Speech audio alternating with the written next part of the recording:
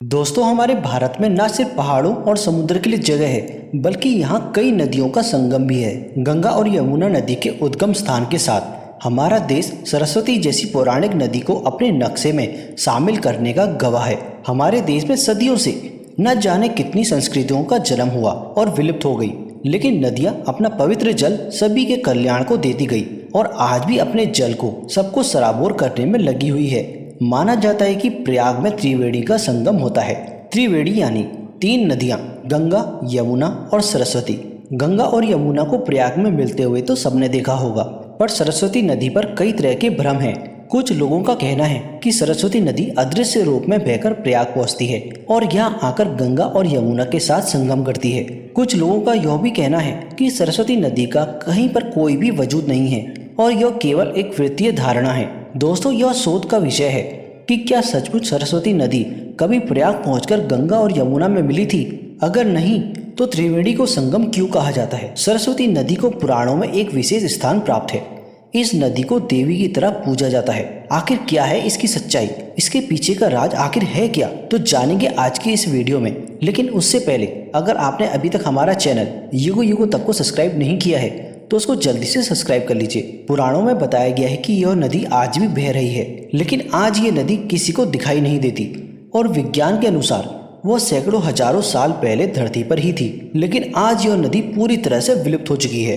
अगर शास्त्रों की माने तो सरस्वती नदी एक श्राप के कारण विलुप्त हुई थी और इसी के कारण आज यह नहीं दिखती। वहीं एक और कथा के अनुसार इस नदी को प्राप्त एक वरदान के कारण यह विलुप्त होकर आज भी अस्तित्व में है। उसी वरदान की वजह से प्रयाग में गंगा, यमुना और सरस्वती का मिलन होता है। तो अब बात करते हैं कि माँ सरस्वती धरती पर क्यों आई। शास्त्रों और पुराणों में सरस्वती को ज्ञान की देवी कहा गया है। ज्ञान की देवी ने एक बार ऐसा काम किया कि जिसकी कल्पना भी कोई नहीं कर सकता। उस एक गलती के कारण देवी सरस्वती को ऐसा श्राप मिला कि धरती पर नदी बनकर उतरना पड़ा। इसी श्राप का परिणाम था कि यमुना और गंगा भी नदी बनकर आई और देवी लक्ष्मी विष्णु प्रिय तुलसी का पौधा बन गई। पुराणों की कथा के अनुसार उन दिनों लक्ष्मी, सरस्वती और गंगा भगवान विष्णु के साथ ही रहा करती थी। एक दिन गंगा ने भगवान विष्णु जी से कहा कि आप तो लक्ष्मी और सरस्वती को अधिक स्नेह करते हैं। उसके बाद गंगा और सरस्वती के बीच वाद विवाद होने लगा। दोनों के बीच में इतना वाद विवाद हुआ कि विष्णु बैकुंठ से बाहर चले गए। इसी बीच देवी लक्ष्मी ने गंगा और सरस्वती को शांत करने का प्रयास किया, लेकिन देवी लक्ष्मी दोनों को शांत करने में विफल रही और देवी सरस्वती का क्रोध और भी बढ़ गया। फिर देवी सरस्वती ने आवेश में आकर देवी लक्ष्मी को श्राप दिया कि आप निर्विकार भाव से हमारे विवाद को देख रही हैं, इसलिए आप जड़ का पौधा बन जाए। देवी सरस्वती ने इसके बाद गंगा को भी श्राप दे दिया कि आप नदी बनकर पृथ्वी पर जाओ और पापी मनुष्य के पाप समेटो। सरस्वती के इस व्यवहार से देवी लक्ष्मी तो शांत रही, लेकिन गंगा ने भी क्रोध में आकर सरस्वती को श्राप दे दिया कि तुम भी पृथ्वी पर नदी बनकर पापियों के पाप का भागी बनोगी। इसी बीच भगवान विष्णु बैकुंठ लौट आए। भगवान विष्णु ने जब देवियों के आपस में दिए गए श्राप को जाना तो उन्हें बेहद ही दुख हुआ। भगवान विष्णु ने देवियों को समझाकर उनका क्रोध शांत किया और तब उन्हें अपनी गलतियों का एहसास करवाया। इसके बाद देवियों ने श्राप से मुक्ति पाने के लिए उपाय जानना चाहा तो भगवान विष्णु ने कहा कि श्राप का फल तो आपको भोगना ही पड़ेगा, लेकिन कलयुग के 10,000 वर्ष पूरे होने के बाद आप सभी देवियां पृथ्वी से अपने लोक में आकर वास्तविक स्वरूप में मिल जाएंगी। इस बीच आपको अपने अंश से नदियों के रूप में अवतरित होना पड़ेगा और देवी लक्ष्मी तुलसी का पौधा बनेंगी। माना जाता है कि देवी सरस्वती अब अपने लोक पर वापस लौट चुकी हैं और अब गंगा की स्वर्ग में लौटने की तैयारी चल रही है। इस बात का भी उल्लेख किया जाता है कि बलराम ने द्वारिका से मथुरा तक यात्रा सरस्वती नदी से की थी और युद्ध के बाद यादवों के पार्थिव अवशेषों को इसमें बहाया गया था।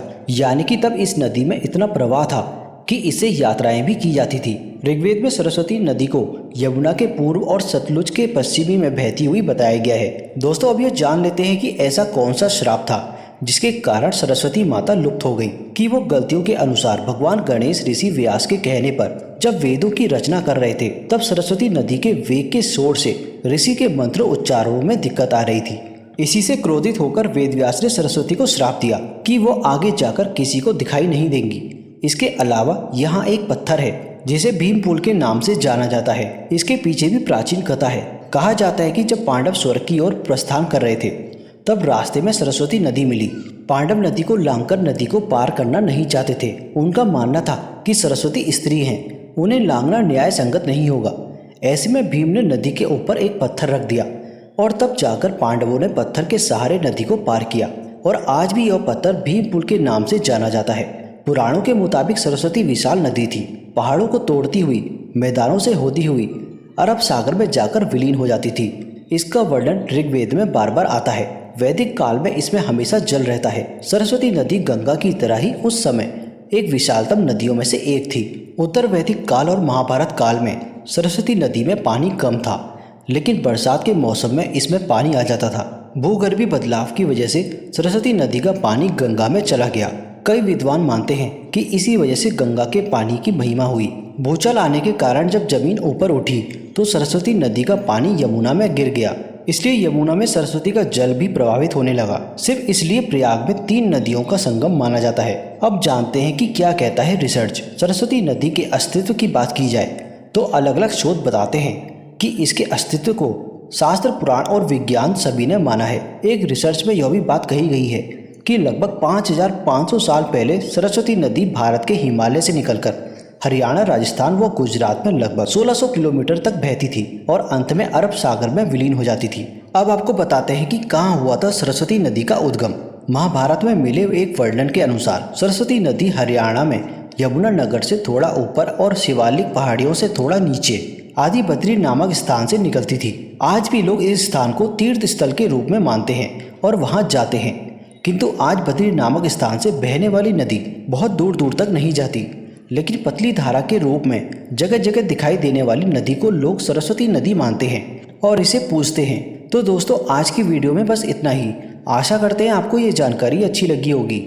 इस तरह की वीडियोस हम अपने चैनल युग युगों तक में लेकर आते रहते हैं। अगर आप हमारे चैनल में पहली बार आए हैं तो हमारे चैनल को सब्सक्राइब करना मत भूलेगा। तो मिलते हैं आपसे अगली वीडियो में। हर हर महादेव।